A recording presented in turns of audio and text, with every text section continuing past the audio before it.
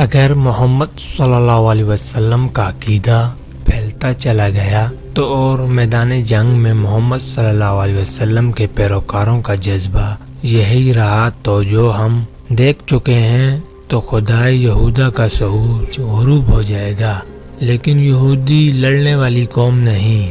خالد نے کہا وہ میدان جنگ میں ہمارا ساتھ نہیں دے سکتی، مسلمانوں کے لیے وہ میدان جنگ میں زیادہ مہلک ثابت ہوں گے۔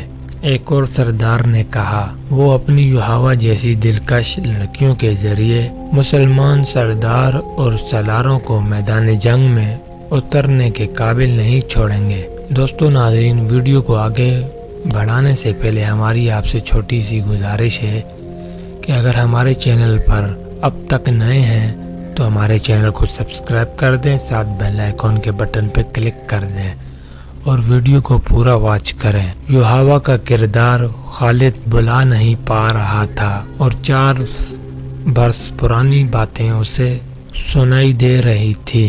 وہ مدینہ کی طرف چلا جا رہا تھا اور احد کی پہاڑی اوپر اٹھتی چلی آ رہی تھی۔ پھر یہ پہاڑی اس کی نظروں سے اوجھل ہونے لگی۔ اس کا گھوڑا گھاٹی اتر رہا تھا۔ یہ کوئی 1 میل لمبا اور 1.5-2 فرلانگ چوڑا نشیب تھا۔ اس میں کہیں کہیں مخروطی ٹیلے کھڑے تھے، یہ ریتیلے مٹی کے تھے۔ خالد کو دوڑتے قدموں کی آہٹ سنائی دی۔ اس نے چونک کر ادھر دیکھا اور اس کا ہاتھ تلوار کے دستے پر چلا گیا۔ وہ 4-5 غزال تھے جو اس سے نیچے دوڑتے جا رہے تھے۔ کچھ دور جا کر ایک غزال نے دوسرے غزال کے پہلوں میں ٹکر ماری، پھر دونوں غزال آمنے سامنے آ گئے اور ان کے سر ٹکرانے لگے۔ دوسرے غزال انہیں دیکھنے رک گئے۔ اتنے خوبصورت جانور آپس میں لڑتے اچھے نہیں لگتے۔ خالد انہیں دیکھتا رہا۔ ایک تماشائی غزال نے خالد کے گھوڑے کو دیکھ لیا۔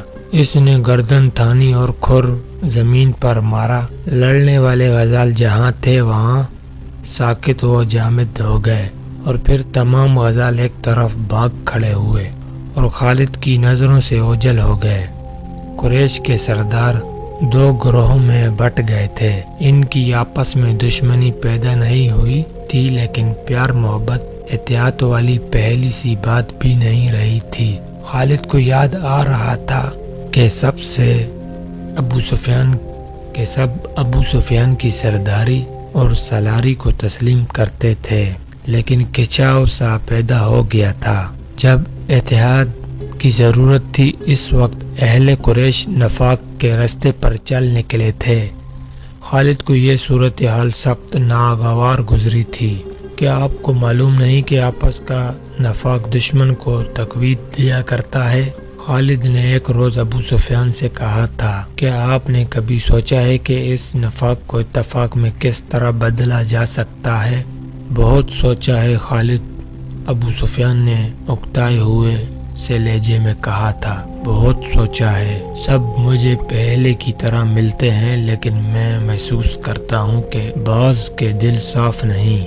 کیا تم کوئی صورت پیدا کر سکتے ہو کہ دلوں سے میل نکالا جائے؟ ہاں، میں نے ایک صورت سوچ رکھی ہے، خالد نے کہا تھا۔ میں یہی تجویز آپ کے سامنے لا رہا تھا۔ جن سرداروں کے دلوں میں میل پیدا ہو گئی ہے وہ اب سمجھنے لگے ہیں کہ ہم نام کے جنگجو رہ گئے ہیں اور ہم نے مسلمانوں کا ڈر اپنے دلوں میں بٹھا لیا ہے۔ شارجہ نے 6 مسلمانوں کو دھوکہ دے کر اور ان میں سے 2 کو آپ کے ہاتھوں مروا کر ہماری شکل و صورت ہی بدل ڈالی ہے۔ اس کا علاج یہ ہے کہ ہم مدینہ پر حملہ کریں یا مسلمانوں کو کہیں للکاریں اور ثابت کر دیں کہ ہم جنگجو ہیں اور ہم مسلمانوں کو ختم کر کے ہی دم لیں گے۔ ہمارے پاس جواز موجود ہے، ابو سفیان نے کہا تھا۔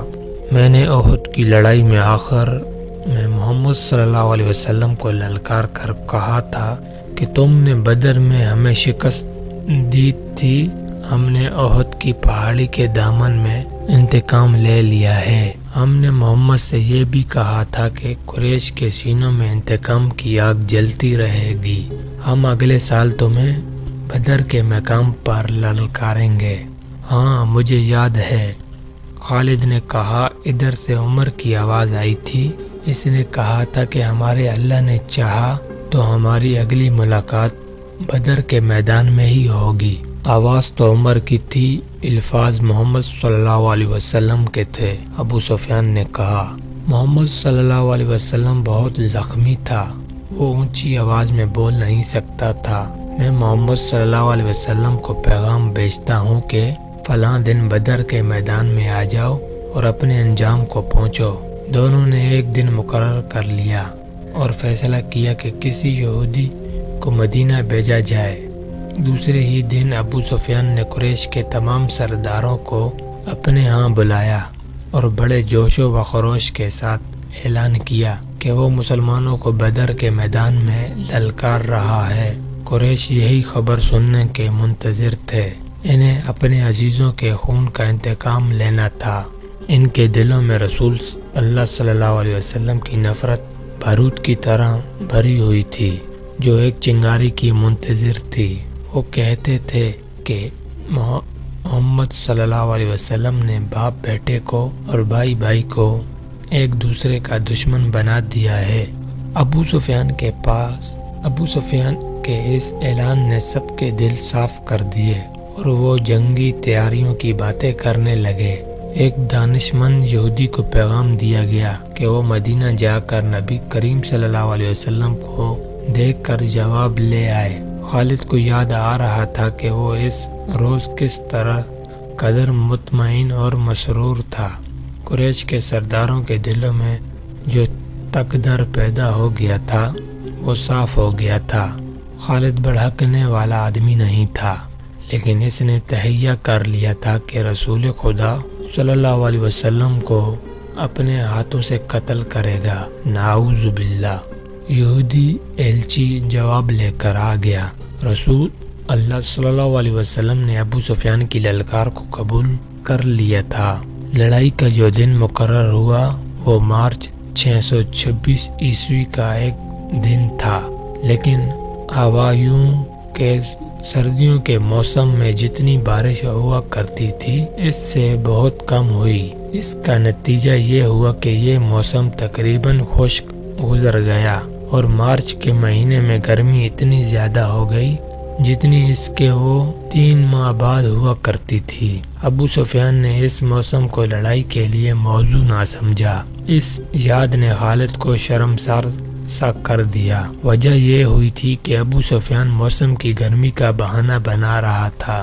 مشہور مورخ ابن سعد لکھتے ہیں کہ ابو سفیان نے قریش کے سرداروں کو بلا کر کہا کہ وہ کوچ سے پہلے مسلمانوں کو خوفزدہ کرنا چاہتا ہے۔ اس نے یہودی کی خدمت حاصل کی اور انہیں خاصی اجرت دے کر تاجروں کے بیس میں مدینہ بھیج دیا۔ انہیں ابو سفیان نے یہ کام سونپا تھا کہ وہ مدینہ میں یہ افواہ پھیلائے کہ قریش اتنی زیادہ تعداد میں بدر کے میدان میں آ رہے ہیں جو مسلمانوں نے پہلے کبھی نہیں دیکھی۔ اس محرک کے مطابق مدینہ میں اس افواہ کو سچ مانا گیا اور مسلمانوں کے چہروں پر اس کے اثرات بھی دکھائی دیے۔ جب رسول کریم صلی اللہ علیہ وسلم تک یہ افواہ پہنچی اور یہ اطلاع بھی کہ بعض مسلمانوں پر خوف و ہراس کے اثرات دیکھے گئے ہیں، تو رسول کریم صلی اللہ علیہ وسلم نے باہر آ کر لوگوں کو جمع کیا اور اعلان کیا، کیا اللہ کے نام لیوا صرف یہ سن کر ڈر گئے ہیں کہ قریش کی تعداد زیادہ ہو گئی؟ کیا اللہ سے ڈرنے والے آج بتوں کی پجاریوں سے ڈر گئے ہیں؟ اگر تم قریش سے اس قدر ڈر گئے ہو کہ ان کی للکار پر تم منہ موڑ گئے ہو تو مجھے قسم ہے خدائے ذوالجلال کی جس نے مجھے رسالت کی ذمہ داری سونپی ہے، میں بدر کے میدان میں اکیلا جاؤں گا۔ رسول خدا صلی اللہ علیہ وسلم کے کچھ اور بھی کہنا چاہتے تھے، لیکن رسالت آپ صلی اللہ علیہ وسلم کے شہیدوں نے نعروں سے آسمان کو ہلا ڈالا۔ یہ سراغ نہ مل سکا کہ افواہ کس نے اڑائی تھی، لیکن رسول اللہ صلی اللہ علیہ وسلم کی پکار پر قریش کی پھیلائی ہوئی افواہ کے اثرات زائل ہو گئے اور مسلمان جنگی تیاریوں میں مصروف ہو گئے۔ دن تھوڑے سے رہ گئے تھے۔ کوچ کے وقت مسلمانوں کی تعداد 1500 تھی۔ ان میں صرف 50 گھوڑ سوار تھے جن یہودیوں کو افواہ پھیلانے کے لیے مدینہ بھیجا گیا تھا۔ انہوں نے واپس آ کر بتایا کہ افواہ نے پہلے پورا کام کیا تھا، لیکن ایک روز محمد صلی اللہ علیہ وسلم نے مسلمانوں کو اکٹھا کر کے چند ہی الفاظ کہے تو مسلمان بدر کو کوچ کے لیے تیار ہو گئے۔ ان کی تعداد مدینہ میں ہماری موجودگی تک 1500 تک پہنچ گئی تھی۔ ہمارا خیال ہے کہ تعداد اس سے کم یا زیادہ نہیں ہوگی۔ آج مدینہ کو جاتے ہوئے اس واقعے کی یاد آنے خالد کو اس لیے شرمسار کر دیا تھا کہ وہ اس وقت محسوس کرنے لگا تھا کہ ابو سفیان کسی نہ کسی وجہ سے مسلمانوں کے سامنے جانے سے ہچکچا رہا ہے۔ خالد کو جب مسلمانوں کی تعداد کا پتہ چلا تو وہ بھڑکا پھرا ہوا ابو سفیان کے پاس آ گیا۔ ابو سفیان، خالد نے اسے کہا، سردار کی اطاعت ہمارا فرض ہے۔ میں اہل قریش میں سردار کی حکم عدولی کی روایت قائم نہیں کرنا چاہتا، لیکن مجھے قریش کی عظمت کا بھی خیال ہے۔ آپ اپنے رویے کو تبدیل کرنے کی کوشش کریں، کہیں ایسا نہ ہو کہ قبیلہ قریش کی عظمت کا احساس مجھ میں اتنا زیادہ ہو جائے کہ میں آپ کے حکم اور رویے کی خاطر توجہ ہی نہ دوں۔ کیا تم نے سنا نہیں تھا کہ میں نے یہودیوں کو مدینہ کیوں بھیجا تھا؟ ابو سفیان نے پوچھا۔ میں مسلمانوں کو ڈرانا چاہتا تھا۔ ابو سفیان نے خالد نے اس کی بات پوری ہونے سے پہلے کہا، لڑنے والے ڈرا نہیں کرتے۔ کیا آپ نے مسلمانوں کو قلیل تعداد میں لڑتے ہوئے نہیں دیکھا؟ کیا آپ نے خبیب و زید کو اہل قریش کی برچیوں کے سامنے کھڑے ہو کر نعرے لگاتے نہیں سنا تھا؟ میں آپ سے صرف یہ کہنے آیا ہوں کہ اپنی سرداری کا احترام کریں اور بدر کوچ کی تیاری کریں۔ دوسرے ہی دن مکہ میں یہ خبر پہنچی کہ مسلمان مدینہ سے بدر کی طرف کوچ کر گئے ہیں۔ ابو سفیان کے لیے اس کے سوا اور کوئی راستہ نہیں رہ گیا تھا کہ وہ کوچ کا حکم دیں۔ قریش کی جو تعداد بدر کو کوچ کے لیے تیار ہوئی وہ 2000 تھی اور 100 گھڑ سوار اس کے علاوہ تھے۔ قیادت ابو سفیان کی تھی اور اس کے ماتحت خالد، اکرمہ اور صفوان نائب سالار تھے۔ حسب معمول ابو سفیان کی بیوی ہند اور اس کے چند ایک کنیزیں اور گانے بجانے والی عورتیں بھی ساتھ تھیں۔ مسلمان رسول اکرم صلی اللہ علیہ وسلم کی قیادت میں 4 اپریل 626 عیسوی بمطابق یکم ذی القعدہ 4 ہجری کے روز بدر کے میدان میں پہنچ گئے۔ قریش ابھی اسفان کے مقام تک پہنچے تھے۔ انہوں نے وہاں رات بھر کے لیے پڑاؤ کیا۔ علی الصاع ان کی روانگی تھی، لیکن صبح طلوع ہوتے ہی ابو سفیان نے اپنے لشکر کو کوچ کا حکم دینے کے بجائے اکٹھا کیا اور لشکر سے یوں مخاطب ہوا، قریش کے بہادروں، مسلمان تمہارے نام سے ڈرتے ہیں۔ اب ان کے ساتھ ہماری جنگ فیصلہ کن ہوگی۔ ان مٹھی بھر مسلمانوں کا ہم نام و نشان مٹا دیں گے۔ نہ محمد اس دنیا میں رہے گا، نہ اس کا کوئی نام لینے والا۔ لیکن ہم ایسے حالات میں لڑنے جا رہے ہیں جو ہمارے خلاف جا سکتے ہیں اور ہماری شکست کا باعث بن سکتے ہیں۔ تم دیکھ رہے ہو کہ ہم اپنے ساتھ پورا اناج نہیں لا سکے، مزید اناج ملنے کی امید بھی نہیں، کیونکہ خشک سالی نے قحط کی صورت پیدا کر دی ہے۔ پھر اس گرمی کو دیکھو۔ میں نہیں چاہتا کہ میں اپنے بہادروں کو بھوکا اور پیاسا مروا دوں۔ میں فیصلہ کن جنگ کے لیے موزوں حالات کا انتظار کروں گا۔ ہم آگے نہیں جائیں گے، مکہ کو کوچ کرو۔ خالد کو یاد آ رہا تھا کہ قریش کے لشکر نے 2 طرح کے نعرے بلند کیے۔ ایک ان کے نعرے تھے جو انہیں حالات میں مسلمانوں کے خلاف لڑنے کا عزم کیے ہوئے تھے۔ دوسرے نعرے ابو سفیان کے فیصلے کی تائید میں تھے، لیکن حکم سب کو ماننا تھا۔ خالد، اکرمہ اور صفوان نے ابو سفیان کا یہ حکم ماننے سے انکار کر دیا، لیکن ابو سفیان پر ان کے احتجاج کا کچھ اثر نہ ہوا۔ ان تینوں نائب سالاروں نے یہ جائزہ بھی لیا کہ کتنی آدمی ان کے ساتھ رہتے ہیں۔ یہ جائزہ ان کے خلاف ثابت ہوا۔ لشکر کی عسکریت ابو سفیان کے حکم پر مکہ کی طرف کوچ کر گئی۔ خالد اور اس کے دوسرے ساتھیوں کو مجبوراً لشکر کے پیچھے پیچھے آنا پڑا۔ خالد کو وہ لمحہ یاد آ رہا تھا جب اہل قریش کے لشکر کے پیچھے پیچھے اکرمہ اور صفوان کے ساتھ مکہ کو چلا جا رہا تھا۔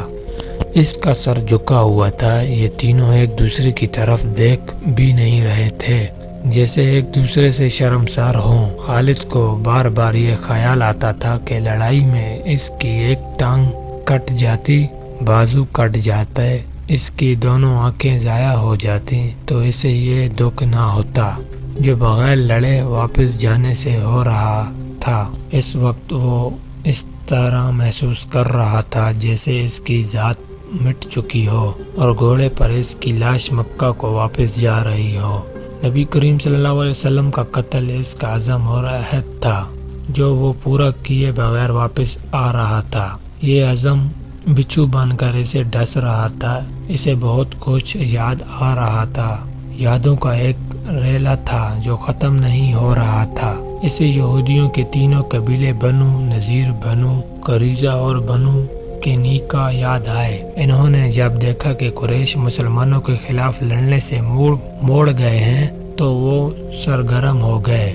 یہودیوں نے مسلمانوں کے خلاف زمین دوست کارروائیاں شروع کی، مکہ گئے اور قریش کو مسلمانوں کے خلاف بھڑکایا، مگر قریش کا سردار ابو سفیان ٹھوس سے مس نہ ہوا۔ خالد کو معلوم نہ ہو سکا کہ ابو سفیان کے دل میں کیا ہے اور وہ مسلمانوں سے لڑنے سے کیوں گھبراتا ہے۔ اسی سال کے موسم سرما کے اوائل میں خیبر کے چند ایک سرکردہ یہودی مکہ گئے۔ ان کے سردار ابیہ بن اخطاب تھا۔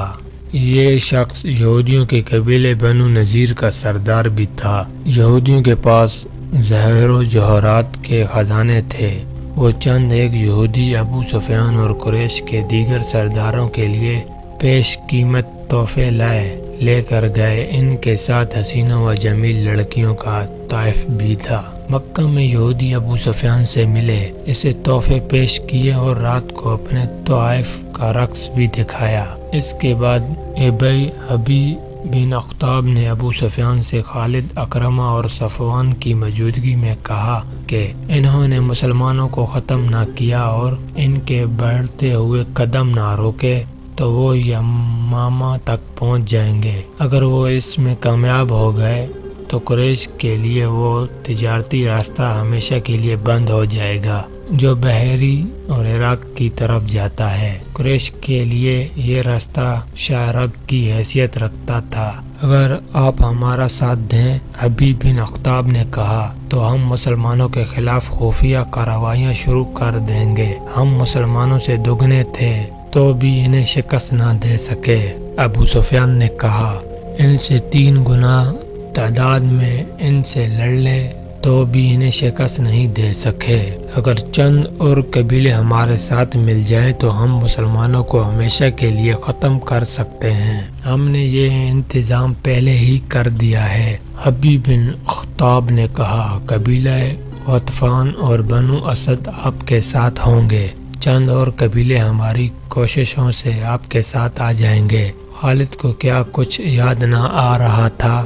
3-4 سال پہلے کے واقعات اسے ایک روز پہلے کی طرح یاد تھے۔ اسے ابو سفیان رایا چہرہ اچھی طرح یاد تھا۔ خالد جانتا تھا کہ یہودی اہل قریش کو مسلمانوں کے خلاف صرف اس لیے بھڑکا رہے ہیں کہ یہودیوں کا اپنا مذہب اسلام کے مقابلے میں خطرے میں آ گیا تھا، لیکن انہوں نے ابو سفیان کو ایسی تصویر دکھائی تھی جس میں اسے مسلمانوں کے ہاتھوں تباہی نظر آ رہی تھی۔ دوسری طرف خالد، اکرمہ اور صفوان بن امیہ نے ابو سفیان کو سر اٹھانے کے قابل نہیں چھوڑا تھا۔ ہم آپ کو اپنا سردار تسلیم کرتے ہیں، لیکن آپ یہ تسلیم کریں کہ آپ بزدل ہیں۔ اگر مسلمان موسم کی خرابی اور قحط میں لڑنے کے لیے آ گئے تھے تو ہم بھی لڑ سکتے تھے۔ آپ نے جھوٹ بول کر ہمیں دھوکہ دیا ہے۔ ابو سفیان بزدل ہے۔ ابو سفیان نے پورے قبیلے کو بزدل بنا دیا ہے۔ اب محمد صلی اللہ علیہ وسلم کے چیلے ہمارے سر پر کودیں گے۔ اور ایسی بہت سی طنز اور غصے میں بھری ہوئی آوازیں مکہ کے گلی کوچوں میں گشت کرتی رہتی تھی۔ ان آوازوں کے پیچھے یہودیوں کا دماغ بھی کام کر رہا تھا، لیکن اہل قریش کی غیرت اور ان کا جذبہ انتقام انہیں چین سے بیٹھنے نہیں دیتا تھا۔ ابو سفیان اس حال تک پہنچ گیا کہ اس نے باہر نکلنا ہی چھوڑ دیا۔ خالد کو وہ دن یاد آیا جب اسے ابو سفیان نے اپنے گھر بلایا تھا۔ خالد کے دل میں ابو سفیان کا وہ احترام نہیں رہ گیا تھا جو کبھی ہوا کرتا تھا۔ وہ بادل نخواستہ صرف اس لیے چلا گیا کہ ابو سفیان اس قبیلے کا سردار ہے۔ وہ ابو سفیان کے گھر گیا تو وہاں اکرمہ اور صفوان بھی بیٹھے ہوئے تھے۔ خالد ابو سفیان نے کہا، میں نے مدینہ پر حملے کا فیصلہ کر لیا ہے۔ خالد کو ایسا محسوس ہوا جیسے اس نے غلط سنا ہے۔ اس نے اکرمہ اور صفوان کی طرف دیکھا۔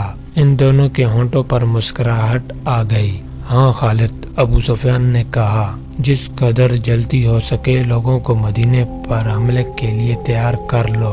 یہودیوں نے جن قبائل کو قریش کا ساتھ دینے کے لیے تیار کیا تھا ان سب کی طرف پیغام بھیج دیا گیا۔ یہ فروری 627 عیسوی کے آغاز کے دن تھے۔ مختلف قبائل کے لڑاکے دستے مکہ میں جمع ہونے لگے۔ ان قبائل میں سب سے زیادہ فوج غطفان کی تھی۔ اس کی تعداد 3000 تھی۔ اس کا سالار تھا 700 آدمی بنو سلیم نے بھیجے۔ بنو اسد نے بھی خاصی فوج بھیجی جس کا سالار طلحہ بن خلید تھا۔ اس کی تعداد تاریخ میں نہیں ملتی۔ قریش کی اپنی فوج کی تعداد 4000 پیادہ اور 300 گھڑ سوار اور 1500 شتر سوار تھے۔ اس پورے لشکر کی تعداد جو مدینہ پر فوج کشی کے لیے جاری تھی کل 10,000 تھی۔ اس کی کمان ابو سفیان کے ہاتھ میں تھی۔ ابو سفیان نے اس متحدہ فوج کو جماعت القبائل کہا تھا۔ ان میں سے کچھ قبائل مکہ میں نہیں آئے تھے۔ انہوں نے اطلاع دی تھی کہ جب لشکر مکہ سے روانہ ہوگا تو وہ اپنی اپنی بستی سے کوچ کر جائیں گے اور راستے میں لشکر سے مل جائیں گے۔ خالد کو آج وہ وقت یاد آ رہا تھا جب اس نے مکہ سے کوچ کیا تھا۔ لشکر کا تیسرا حصہ ان کی کمان میں تھا۔ اس نے ایک ٹیکری پر گھوڑا چڑھا کر وہاں سے اس تمام لشکر کو دیکھا تھا۔ اسے لشکر کے دونوں سرے نظر نہیں آ رہے تھے۔ دف اور نفریاں اور شاہنائیاں اور لشکر کی مترنم آواز جو ایک ہی آواز لگتی تھی خالد کے خون کو گرما رہی تھی۔ اس نے گردن تھان کر اپنے آپ سے کہا تھا کہ مسلمان پس کے رہ جائیں گے، اسلام کے زر عرب کی ریت میں مل کر ہمیشہ کے لیے فنا ہو جائیں گے۔ یہ اس کا عزم تھا۔ یہ لشکر 24 فروری 627 عیسوی بمطابق 1 شوال ہجری مدینہ کے قریب پہنچ گیا۔ قریش نے اپنا پڑاؤ اس جگہ ڈالا جہاں احد کی لڑائی کے لیے خیمے زن ہوئے تھے۔ وہاں 2 ندیاں آ کر ملتی تھیں۔ دوسرے تمام قبائل احد کی پہاڑی کے مشرق کی طرف خیمہ زن ہوئے۔ قریش نے یہ معلوم کرنے کے لیے کہ مدینہ کے لوگوں کو قریش کی لشکر کی آمد کی اطلاع ملی ہے یا نہیں، 2 جاسوس تاجروں کے بیس میں مدینہ پہنچے۔ ابو سفیان اور اس کے تمام نائب سالاروں کی خواہش اور کوشش یہ تھی کہ مدینہ والوں پر بے خبری میں حملہ کیا جائے، لیکن دوسرے ہی دن قریش کا ایک جاسوس جو یہودی تھا مدینہ سے آیا۔ اس نے ابو سفیان کو بتایا کہ مسلمانوں کو حملہ آور لشکر کی آمد کی اطلاع مل چکی ہے۔ مسلمانوں میں خوف و ہراس پھیل گیا تھا۔ اس یہودی جاسوس نے بتایا کہ سارے شہر پر خوف طاری ہو گیا تھا، لیکن محمد صلی اللہ علیہ وسلم اور اس کے قریبی حلقے کے آدمیوں کی للکار پر مسلمانوں کے دل مضبوط ہو گئے۔ گلی کوچوں میں ایسے اعلان ہونے لگے جن سے تمام شہر کا جذبہ اور حوصلہ اونچ کر آیا اور مسلمان لڑائی کے لیے ایک جگہ اکٹھا ہونے لگے۔ میرے خیال میں ان کی تعداد 3000 سے زیادہ نہیں ہوگی۔ مورخ لکھتے ہیں کہ مسلمانوں کی تعداد 3000 سے زیادہ نہ تھی۔ انہیں اطلاع مل چکی تھی کہ مدینہ پر حملے کے لیے جو لشکر آیا ہے اس کی تعداد 10,000 ہے، جس میں سینکڑوں گھڑ سوار اور شتر سوار بھی ہیں۔ اس وقت تک عرب کی سرزمین میں کسی لڑائی میں اتنا بڑا لشکر نہیں دیکھا تھا۔ تعداد کو دیکھا جاتا اور فن حرب و ضرب کے پیمانے سے دونوں اطراف کو ناپا تولا جاتا تو مسلمانوں کو لڑے بغیر ہتھیار ڈال دینے چاہیے تھے۔ یہ وہ رات کی تاریکی میں مدینہ سے نکل جاتے اور کسی اور بستی میں اپنا ٹھکانہ بناتے۔ کوئی سوچ بھی نہیں سکتا تھا کہ 3000 مسلمان 10,000 کے لشکر کا مقابلہ ذرا سی دیر کے لیے بھی کر سکیں گے۔ 10,000 لشکر نہایت آسانی سے مدینہ کی اینٹ سے اینٹ بجا سکتا تھا، لیکن یہ حق اور باطل کی ٹکر تھی۔ یہ اللہ کے آگے سجدے کرنے والوں اور بت پرستوں کے تصدم تھا۔ خدا کو حق کا ساتھ دینا تھا۔ خدا کو اپنے اس عظیم پیغام کی لاج رکھنی تھی جو اس کی ذاتی باری نے غار حرا میں عرب کے سپوت کو دیا تھا اور اسے رسالت عطا کی تھی۔ خدا ان کے ساتھ دیتا ہے جن کے دلوں میں حق اور صدق ہوتا ہے۔ یہ نبی کریم صلی اللہ علیہ وسلم کی للکار تھی جو مدینہ کے گلی کوچوں میں سنائی دے رہی تھی۔ لیکن اے اللہ کی عبادت کرنے والو، خدا تمہارا ساتھ اسی صورت میں دے گا جب تم دلوں سے خوف و ہراس نکال کر ایک دوسرے کے ساتھ دو گے اور اپنی جانیں اللہ کی راہ میں قربان کر دینے کا عزم کرو گے۔ جو ہمارے اللہ کو نہیں مانتا اور جو ہمارے دین کو نہیں مانتا وہ ہمارا دشمن ہے اور اس کا قتل ہم پر فرض ہے۔ یاد رکھو، قتل کرنے کے لیے قتل ہونا پڑتا ہے۔ ایمان سے بڑھ کر اور کوئی طاقت نہیں جو تمہیں دشمن سے بچا سکے گی۔ تمہیں دفاع مدینہ کا نہیں اپنے عقیدے کا کرنا ہے۔ اگر اس عزم سے آگے بڑھو گے تو 10,000 پر غالب آ جاؤ گے۔ خدا سے سوئے ہوئے یا خوف زدہ انسان کو معجزے نہیں دکھایا کرتا۔ اپنے عقیدے اور اپنی بستی کے دفاع کا معجزہ تمہیں خود دکھانا ہے۔ نبی کریم صلی اللہ علیہ وسلم نے مدینہ والوں کا حوصلہ اس قدر مضبوط کر دیا تھا کہ وہ اس سے بڑے لشکر کے مقابلے کے لیے بھی تیار ہو گئے، لیکن رسول خدا صلی اللہ علیہ وسلم اس سوچ میں ڈوب گئے تھے کہ اتنے بڑے لشکر سے مدینہ کو بچانا کس طرح ممکن ہو سکتا ہے۔ آپ صلی اللہ علیہ وسلم کو یہ تو پورا یقین تھا کہ خدا حق پرستوں کے ساتھ ہے، لیکن حق پرستوں کو خود بھی کچھ کر کے دکھانا تھا۔ بچاؤ کی کوئی صورت نظر نہیں آ رہی تھی۔